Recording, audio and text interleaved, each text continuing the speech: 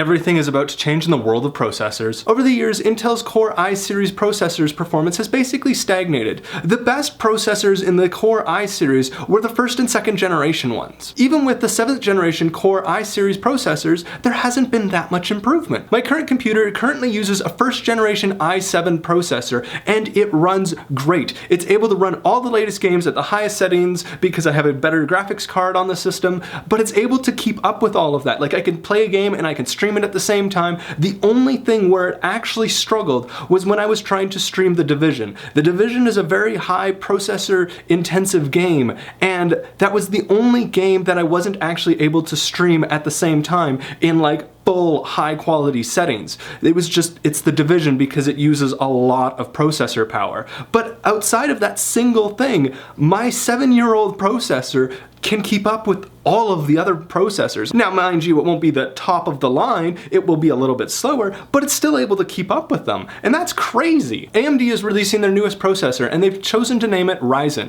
Ryzen is finally giving Intel a run for their money, as over the years, the only thing really to change with the Intel processors is basically the price tag, and it keeps going up. Ryzen is an 8-core processor, and the only consumer-grade 8-core processor from Intel is the 6900K, and that was released last year and is part of the 6th generation i series. The current top-of-the-line AMD Ryzen processor is the 1800X, and the 1800X is 9% better than the only Intel 8-core processor, and also it runs cooler than the Intel one does. What I find crazy is that all the 7th generation Core i series Intel processors that have been released to date are only 4 cores, and yet the Ryzen is 8 cores. It's almost like Intel is trying to tell the public, no, you don't need 8 cores. 8 cores are for enthusiasts and gamers and people like that. The average person, nah, you don't need 8 cores. Whereas AMD comes in and they're like, what are you talking about, Intel? No, here's 8 cores for everybody and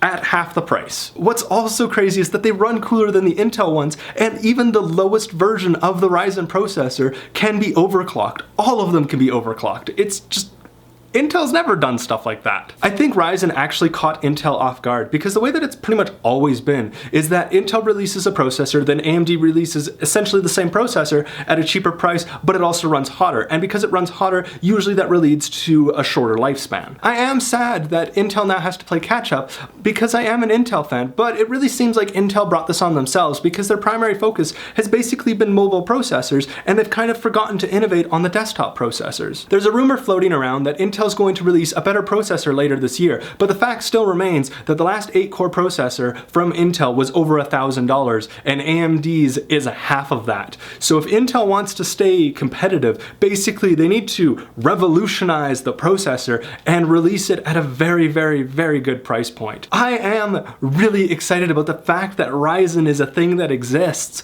because, man, my computer does need an upgrade because it is 7 years old and it is slowly dying, but not because of the processor, because of the motherboard. But either way, that's off topic. I am very excited about the fact that Ryzen is now a thing that basically exists. This is so awesome. In the comments below, let me know what your thoughts are on Ryzen. And yeah, that pretty much sums up this video. Thank you for watching. I will see you next week. Don't forget to have an epically awesome day. Bye!